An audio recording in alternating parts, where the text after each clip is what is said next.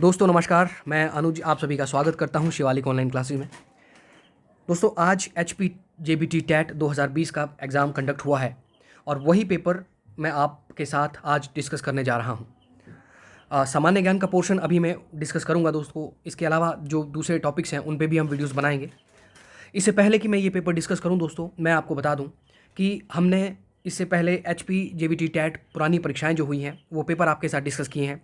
HP GK पर हमने videos बनाए हैं, इंडिया के GK पर हमने वीडियोस बनाए हैं और विज्ञान पर हमने वीडियोस बनाए हैं।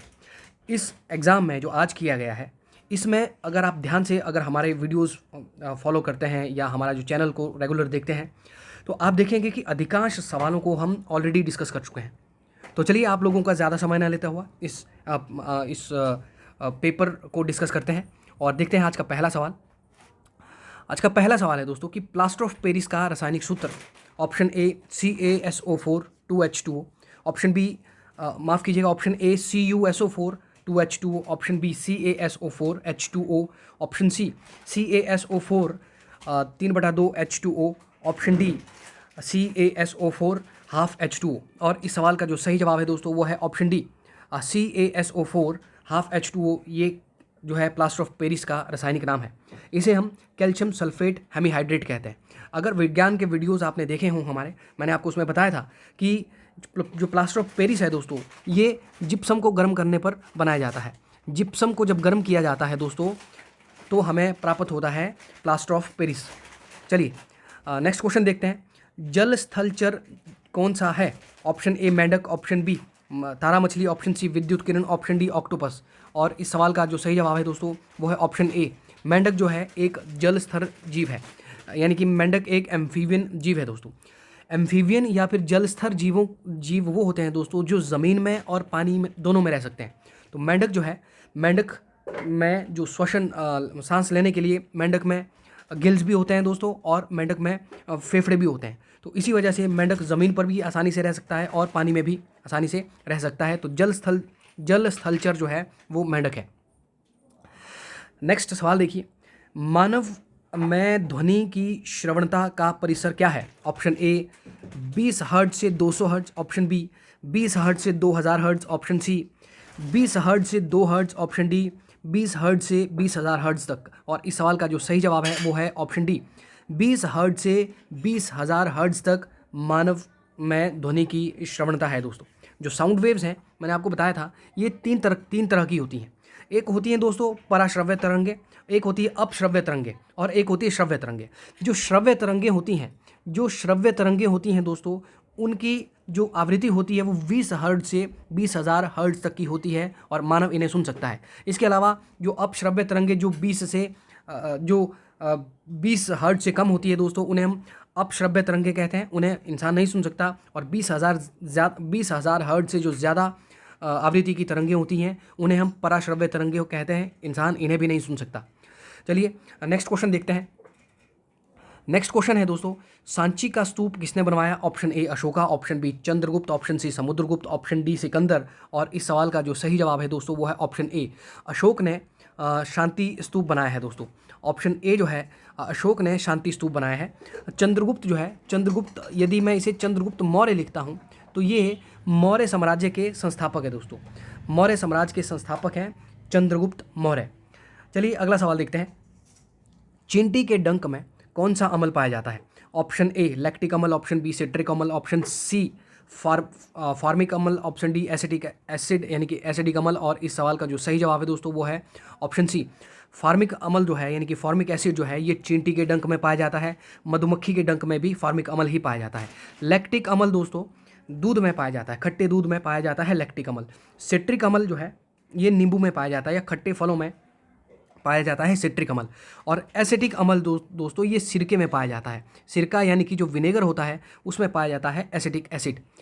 नेक्स्ट क्वेश्चन है दोस्तों, वायुमंडल में नाइट्रोजन की कितनी मात्रा है? Option A 75%, option B 76%, option C 77%, option D 78 यानी कि 78%। और इस सवाल का जो सही जवाब है दोस्तों वो है वायुमंडल में नाइट्रोजन की जो मात्रा होती है वो 78% पाई जाती है। वायुमंडल में जो गैसें पाई जाती हैं उसमें से सबसे अधिक दोस्तों नाइट्रोजन ही पाई जाती है। वायुमंडल में नाइट्रोजन पाई जाती है 78%। उसके अलावा वायुमंडल में यदि आपसे सवाल पूछा जाए कि ऑक्सीजन कितनी पाई जाती है, तो ऑक्सीजन तकरीबन 21% तक पाई जाती है। उसके अलावा ओजोन जो है दोस्तों वायुमंडल में, माफ़ कीजिएगा, उसके अलावा आर्गोन जो है, आर्गोन वायुमंडल में तकरीबन हम कह सकते हैं कि आर्गोन जो है 1% तक वायुमंडल में पाई जाती है। और कार्बन डाइऑक्साइड की मात्रा वायुमंडल में कार्बन डाइऑक्साइड की जो मात्रा 0.03% जो है, ये वायुमंडल में कार्बन डाइऑक्साइड की मात्रा है दोस्तों। नेक्स्ट क्वेश्चन देखें, चूना पत्थर का कच्चे माल के रूप में किस उद्योग में प्रयोग होता है? Option A aluminium, option B चीनी, option C cement, option D उपरोक्त सभी। और इस सवाल का जो सही जवाब है दोस्तों वो है ऑप्शन सी, सीमेंट उद्योग में, सीमेंट इंडस्ट्रीज में चूने पत्थर का कच्चे माल के रूप में इस्तेमाल किया जाता है दोस्तों। नेक्स्ट क्वेश्चन देखें, क्वेश्चन नंबर 128 128, रावी नदी का संस्कृत नाम क्या है? Option A Vipasha, option B Iravati, option C Chandrabhaga, option D Shatudri. और इस सवाल का जो सही जवाब है दोस्तों वो रावी नदी का संस्कृत नाम है इरावती। और यदि वैदिक नाम पूछा होता तो इसका वैदिक नाम होता है दोस्तों पुरुषिणी। विपाशा जो है ये ब्यास नदी का नाम है, और शतुद्री जो है ये सतलुज नदी का नाम है। नेक्स्ट क्वेश्चन देखें, 1857 का विशाल विद्रोह खालिस्तान से शुरू हुआ था? Option A Jhansi, option B Gwalior, option C Lucknow, option D Meerut. और इस सवाल का जो सही जवाब है दोस्तों वो है 1857 का जो विशाल विद्रोह मेरठ से शुरू हुआ था। मेरठ से ये विद्रोह शुरू हुआ है। यदि आपको सवाल पूछा होता कि फांसी के फंदे पर, आज़ादी के लिए फांसी के फंदे पर जिस क्रांतिकारी को सबसे पहले लटकाया गया वो कौन है, जिसे सबसे पहले फांसी दी गई, तो दोस्तों मंगल पांडे जो है, मंगल पांडे ये जो सैनिक हैं, इन्हें सबसे पहले आज़ादी के लिए जो फांसी के फंदे पर लटके हुए हैं दोस्तों, जिन्हें फांसी लगाई गई वो मंगल पांडे ही हैं।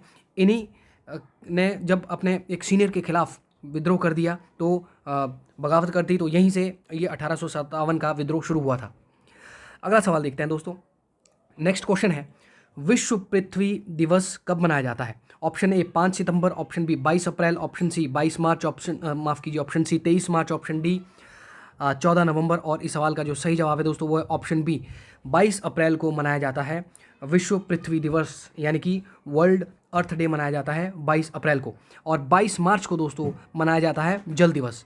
5 सितंबर को अध्यापक दिवस मनाया जाता है दोस्तों, और 14 नवंबर को हम बाल दिवस यानी कि चिल्ड्रन डे मनाते हैं। नेक्स्ट क्वेश्चन देखते हैं। अगला सवाल है दोस्तों, क्वेश्चन नंबर 131, हिमाचल प्रदेश की कौन सी लड़की 1993 में माउंट एवरेस्ट पर चढ़ने वाली विश्व की सबसे कम आयु की लड़की थी? Option A Kamlesh Kumari, option B Santosh Yadav, option C Dicky Dolma, option D उपरोक्त में से कोई नहीं। और इस सवाल का जो सही जवाब है दोस्तों वो है ऑप्शन सी, डिक्की डोलमा जो है ये 1993 में माउंट एवरेस्ट पर चढ़ने वाली विश्व की सबसे छोटी आयु की लड़की बनी थी। और ये जो संतोष यादव है दोस्तों, संतोष यादव भारत की माउंट एवरेस्ट पर चढ़ने वाली 2 बार चढ़ने वाली प्रथम महिला थी। और भारत में यदि आपको सबसे सवाल पूछा गया है कि सबसे पहले माउंट एवरेस्ट पर चढ़ने वाली भारतीय महिला कौन थी, तो बिछेंद्री पाल जो है, बिछेंद्री पाल जो है दोस्तों ये माउंट एवरेस्ट पर चढ़ने वाली प्रथम भारतीय महिला थी। नेक्स्ट क्वेश्चन देखते हैं, क्वेश्चन नंबर 132, हिमाचल प्रदेश की सबसे बड़ी कृत्रिम झील कौन सी है? ऑप्शन ए घड़ासरू झील, ऑप्शन बी गोविंद सागर झील, ऑप्शन सी खजियार झील, ऑप्शन डी चंद्रताल झील। और इस सवाल का जो सही जवाब है दोस्तों वो है ऑप्शन बी, गोविंद सागर झील जो है ये बिलासपुर में है और सतलुज नदी पर बनी है। ये हिमाचल प्रदेश की सबसे बड़ी झील है, या फिर कहें सबसे बड़ी कृत्रिम झील है। तो इस सवाल का जो जवाब है वो है ऑप्शन बी, घड़ासरू झील दोस्तों ये चंबा में है, खजियार झील भी चंबा में है, और चंद्रताल झील जो है, चंद्रताल झील ये लाहौल स्पीति में है, और ये हिमाचल प्रदेश की लाहौल स्पीति ज़िले में है चंद्रताल झील। नेक्स्ट क्वेश्चन देखें। अगला सवाल है दोस्तों, निम्न में से सही का सुमेल करो। ऑप्शन ए कर्णम मल्लेश्वरी भारोत्तोलन, option B Jwala Gutta cricket, option C Saina Nehwal tennis, option D Mithali Raj hockey. और इस सवाल का जो सही जवाब है वो है ऑप्शन ए कर्णम मल्लेश्वरी भारोत्तोलन। और कर्णम मल्लेश्वरी भारत की वो पहली महिला है जो भारत के लिए ओलंपिक पदक लेके आई थी। तो ये सवाल हमने जब ओलंपिक्स आपसे डिस्कस किए थे तभी भी आपको बताया था। ज्वाला गुट्टा जो है ये बैडमिंटन, ज्वाला गुट्टा और साइना नेहवाल जो दोस्तों ये बैडमिंटन के खिलाड़ी हैं। बैडमिंटन खेलती हैं ज्वाला गुट्टा और साइना नेहवाल, और मिताली राज जो है ये इंडियन क्रिकेटर है। नेक्स्ट क्वेश्चन देखें, लोकसभा के प्रथम स्पीकर कौन थे? Option A G V Mavalankar, option B doctor Balram Jakhar, option C Meira Kumar, option D GMC Balayogi. और इस सवाल का जो सही जवाब है दोस्तों वो है ऑप्शन ए GV मावलकर जो है ये लोकसभा के पहले स्पीकर थे, और मीरा कुमार दोस्तों लोकसभा की पहली महिला स्पीकर, यदि आपसे सवाल पूछा होता कि लोकसभा की पहली महिला स्पीकर कौन सी हैं, तो पहली महिला स्पीकर जो है लोकसभा की मीरा कुमार है। और इस सवाल का जो जवाब है दोस्तों वो ऑप्शन ए है, ध्यान रखिए। नेक्स्ट क्वेश्चन देखें। मानव रुधिर का पीएच मान कितना है? Option A 7.2, option B 7.8, option C 6.6 और ऑप्शन डी 7.4। और इस सवाल का जो सही जवाब है दोस्तों वो है 7.4 जो है ये मानव रुधिर का, यानी कि ह्यूमन हमारा जो ब्लड होता है दोस्तों उसका पीएच वैल्यू है 7.4। नेक्स्ट क्वेश्चन देखें। अगला सवाल है, तानसेन सम्मान किस राज्य सरकार ने शुरू किया था? Option A Uttar Pradesh, option B Gujarat, option C Madhya Pradesh, option C Maharashtra, option D Madhya Pradesh. और इस सवाल का जो सही जवाब है दोस्तों वो है ऑप्शन डी, मध्य प्रदेश सरकार के द्वारा संगीत में ये पुरस्कार दिया जाता है, तानसेन पुरस्कार। नेक्स्ट क्वेश्चन देखें। अगला सवाल है, किस विटामिन की कमी से रिकेटस यानी कि सूखा रोग की बीमारी होती है? Option A vitamin A, option B vitamin B, option C vitamin C, option D vitamin D. और इस सवाल का जो सही जवाब है वो है विटामिन डी की कमी से होता है दोस्तों रिकेटस यानी कि सूखा रोग। विटामिन ए की कमी से दोस्तों रतौंधी यानी कि रतौंधी होती है, रतौंधी इसे हम रेटिनॉल भी कहते हैं। विटामिन बी की कमी से बेरीबेरी, विटामिन सी की कमी से स्कर्वी। और इस सवाल का जो सही जवाब है वो है ऑप्शन डी विटामिन डी, ये हमें सूर्य की किरणों से मिलती है। विटामिन डी एक मात्र ऐसा विटामिन है दोस्तों जिसका जो हमें हमारे शरीर में जिसका निर्माण नहीं होता, ये हमें सूर्य की किरणों से मिलता है। नेक्स्ट क्वेश्चन देखिए, दुनिया का सबसे ऊंचा मतदान केंद्र कहाँ स्थित है? Option A Hikkim, option B Tashigang, option C Kaza, option D Rekong Peo. और इस सवाल का जो सही जवाब है वो है ऑप्शन बी, टशीगंग में दुनिया का सबसे ऊंचा मतदान केंद्र खोला गया है। ये सवाल इससे पहले 2-3 एग्जाम में, हाल ही में जो एग्ज़ाम हुए हैं तो उनमें भी ये सवाल पूछा जा चुका है दोस्तों। नेक्स्ट क्वेश्चन है, विटामिन B2 का अन्य नाम क्या है? Option A thiamine, option B haemoglobin, option C riboflavin, option D dextrose. और इस सवाल का जो सही जवाब है दोस्तों वो है ऑप्शन सी, राइबोफ्लेविन जो है ये विटामिन बी का अन्य नाम है। देखिए दोस्तों, जो विटामिन बी जो होता है, विटामिन बी जो होता है दोस्तों, ये बी ग्रुप ये बहुत बड़ा है। Vitamin B1, vitamin B2, B3, B4, B5, B6 इस तरह से B12 तक है। विटामिन बी का यदि आपसे रासायनिक नाम पूछा होता तब आपका जवाब होता थायमिन, या फिर B1 का रासायनिक नाम या B0 का रासायनिक नाम पूछा होता तब हमारा जवाब होता थायमिन। लेकिन यहाँ पे आपसे सवाल पूछा गया है विटामिन B2 का अदर दूसरा नाम क्या है, तो विटामिन B2 का दूसरा नाम है राइबोफ्लेविन। चलिए अगला सवाल देखते हैं दोस्तों। क्वेश्चन नंबर 140, पुष्कर मेले का आयोजन कहाँ किया जाता है? Option A Jodhpur, option B Jaipur, option C Ajmer, option D Udaipur. और इस सवाल का जो सही जवाब है दोस्तों वो है ऑप्शन सी, अजमेर में पुष्कर मेले का आयोजन किया जाता है। पुष्कर मेला दोस्तों पुष्कर में ही मनाया जाता है। पुष्कर शहर जो है ये राजस्थान के अजमेर डिस्ट्रिक्ट में है। तो इस सवाल का जो सही जवाब है दोस्तों वो है option C, Ajmer. Next question है, रोहतांग टनल का शिलान्यास किस वर्ष किया गया है? Option A 2010, option B 2011, option C 2009, option D 2012। और इस सवाल का जो सही जवाब है दोस्तों वो है ऑप्शन ए जो है इस सवाल का सही जवाब है 28 जून 2010 को रोहतांग टनल, जिसका नाम अब रखा गया है अटल टनल, तो रोहतांग टनल का शिलान्यास किया गया 28 जून 2010 को दोस्तों। और इसकी लंबाई अभी हाल ही में बढ़ाई जाएगी और इसकी जो लंबाई है दोस्तों 8.8 किलोमीटर थी, लेकिन अब ये 9.2 किलोमीटर हो जाएगी। नेक्स्ट क्वेश्चन देखते हैं। अगला सवाल है दोस्तों, निम्न में से कौन सा देश संयुक्त राष्ट्र सुरक्षा परिषद का स्थायी सदस्य नहीं है? Option A France, option B चीन, option C England, option D Germany. और इस सवाल का जो सही जवाब है दोस्तों वो ऑप्शन डी, जर्मनी जो है संयुक्त राष्ट्र सुरक्षा परिषद का स्थायी अंग नहीं है। दोस्तों, जब हमने संयुक्त राष्ट्र टॉपिक डिस्कस किया है, संयुक्त राष्ट्र से इस पेपर में 2 सवाल पूछे गए हैं और दोनों सवाल हम आपको ऑलरेडी बता चुके हैं। देखिए, संयुक्त राष्ट्र सुरक्षा परिषद में जो स्थायी सदस्य होते हैं वो एक तो फ्रांस है, दूसरा चीन है, फिर तीसरा इंग्लैंड या फिर ब्रिटेन भी से हम कह सकते हैं, और चौथा जो देश है दोस्तों वो रशिया है यानी कि रूस है, और 5वां देश जो है वो अमेरिका है। ये 5 देश जो है संयुक्त राष्ट्र सुरक्षा परिषद के स्थायी सदस्य हैं। तो अब 5 सदस्य जो हैं इसमें चुने जाते हैं। संयुक्त राष्ट्र सुरक्षा परिषद के जो स्थायी सदस्य हैं वो 5 होते हैं दोस्तों, और ये 5 मैंने यहाँ पे आपको बता दी।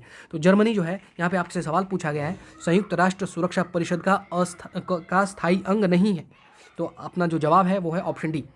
संयुक्त राष्ट्र सुरक्षा परिषद में 15 सदस्य होते हैं दोस्तों, जिसमें 5 स्थायी होते हैं और 10 होते हैं अस्थायी यानी कि टेम्परेरी, जिनका कार्यकाल 2 वर्ष का होता है और हर 2 वर्ष बाद ये चेंज किए जाते हैं।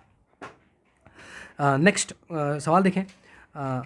नेक्स्ट क्वेश्चन दोस्तों, हिमाचल प्रदेश के प्रथम लोक आयुक्त कौन थे? Option A RS Pathak, option B TVR Tatachari, option C Hira Singh Thakur, option D PC Malhotra. और इस सवाल का जो सही जवाब है दोस्तों वो है ऑप्शन बी TVR टाटाचारी जो है ये हिमाचल प्रदेश के पहले लोकायुक्त थे। नेक्स्ट क्वेश्चन देखते हैं, क्वेश्चन नंबर 144।